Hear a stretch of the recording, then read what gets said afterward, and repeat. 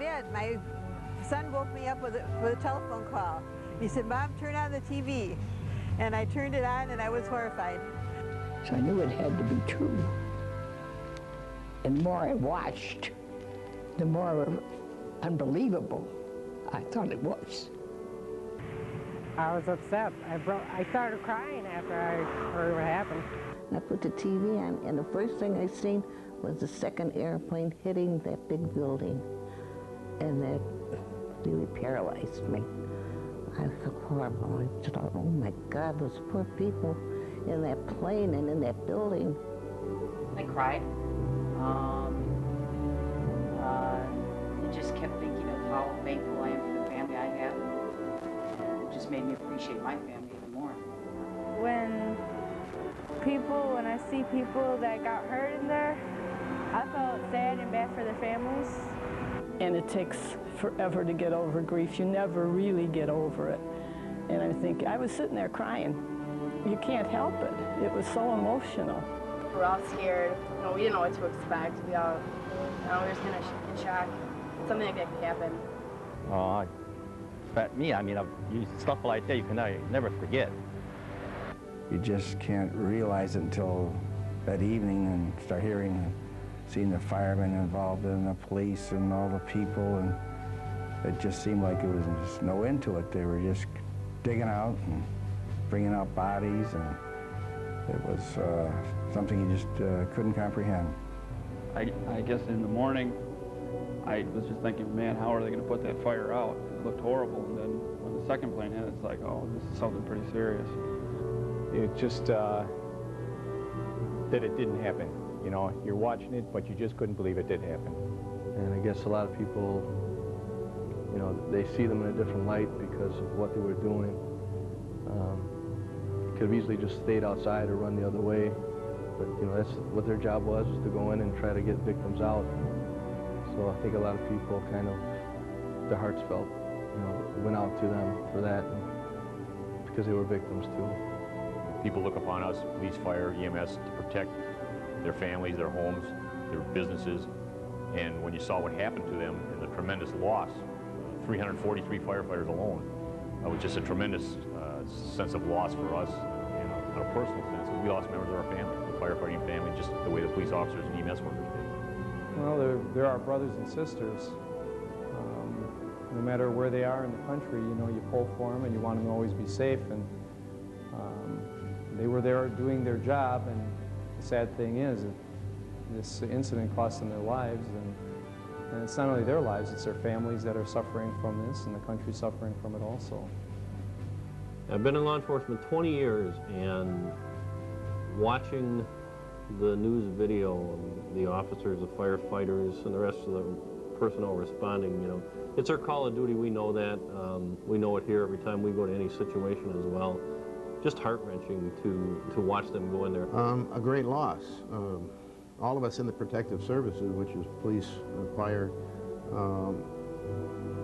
when one of our own perishes, no matter for whatever reason, it's a loss to all of us. I cannot imagine losing an amount of your sheriff's deputies in one day's event, or like what happened with the firefighters or the transit authority.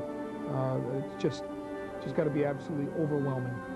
The overall response and reaction of law enforcement and fighter personnel in doing their job along with all of the other emergency services, I was extremely proud. The sadness of the loss of life and all the people that suffered in New York City and all their families, but then the anger of who and why would this have happened, and who could stoop to this level to attack innocent men, women, children, who had nothing to do with any cause they may be fighting for. September 11th is my son's birthday, and he turned 8 last year on September 11th, and unfortunately, I think as a result of the events of that day, a little bit of his childhood innocence was taken from him. I met my kids, and the school did a good job of not talking about it with them. We spent a lot of time talking about and explaining to my 8 and 10-year-old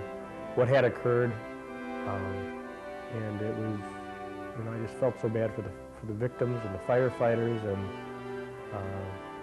just gut-wrenching.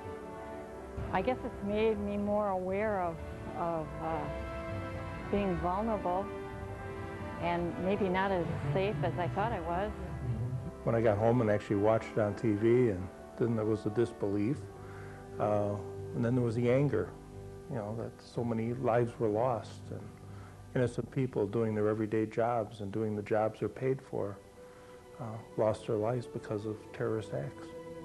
And it was just incredible. It seemed unreal that something like that could happen in this country. And then, of course, we saw the second plane come in. And then you thought it was just something strange and something out of science fiction. And afterwards, you started thinking about, oh my God, there's people in those buildings. And that's what I remember as the initial reaction.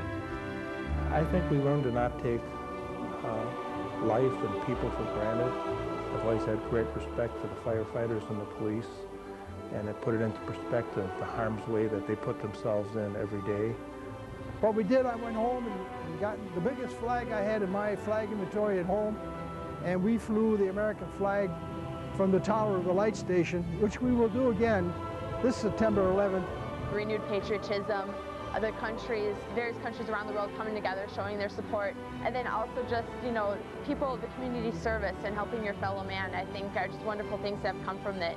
I'm happy to say that I've flown my flag on a daily basis ever since I can remember. You know, I've always been proud to be an American, but I just get that tingling in your gut when you see the flags flying and, you know, more singing of the Star-Spangled Banner. And I think people have a renewed spirit of how proud they are of this country and what it stands for. Yes, it's always on the back of your mind, and it always will be, and it always should be. You can't take anything for granted, but proud to be American, you bet. We should always be patriotic, and we should read the history of this country, not just fly the flag. Read the history of this country, read about our forefathers, and then we can appreciate what we have in this great country. And to see the people come together like they did and believe in this country and support it, I mean, that's something that's essential to our country and to our future. We live in a great country with our freedoms. You can't beat it. I wouldn't want to be anywhere else.